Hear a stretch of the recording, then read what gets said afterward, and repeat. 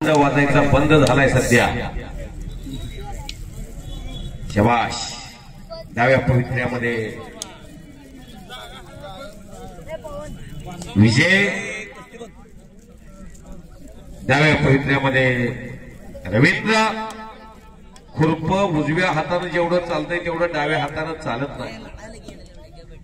लेखनी उजव्या हाताने जेवढी चालते तेवढी डाव्या हाताने चालत नाही।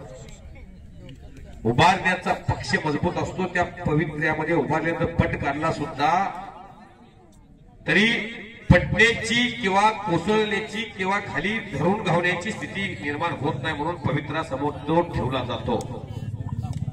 एखादा पक्षी वाळ्या झाडाच्या फांदीवर बसतो, जरी फांदी मोडली तर तो खाली कोसळत नाही, याचं कारण त्याला त्याच्या पंखामधलं बळ आत्मविश्वास देत आहे।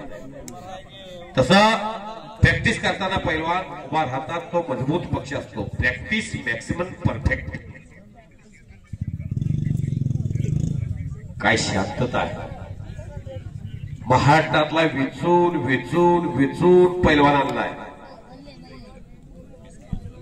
गोड बोलून त्याची स्थिती सांगून तू या दर्जेमध्ये आहे, तुला अशी कुस्ती करावं लागेल, तेही हनुमान जयंतीच्या दिवशी। आजच्या दिवशी हे पैलवान मिळणं महाराष्ट्रातल्या कुस्ती शौकीरांना माहिती आहे। रवींद्र आक्रमक स्थितीमध्ये विजय बिचुकल्याचा कब्जा घेतला रवींद्र खैरेनं। कुस्ती सम्राट असलम काजींचा पट्टा आहे वरचा, आणि खालचा विश्वास हारगोलेंचा पट्टा। ज्या विश्वास हारगोलेनं असलम काजीला घडवलं, त्या दोन गुरु शिष्याची जोडी एकमेकाच्या विरोधात लढते। एकलंगी घालून बाहेरून नौंदर काढायचा प्रयत्न सुरू झालेला आहे, त्यासाठी वाघाचं काही असावं लागतं। ओ आत्मविश्वास, आत्मविश्वास, कुस्तीत आत्मविश्वास शिवाय काय चालत नाही।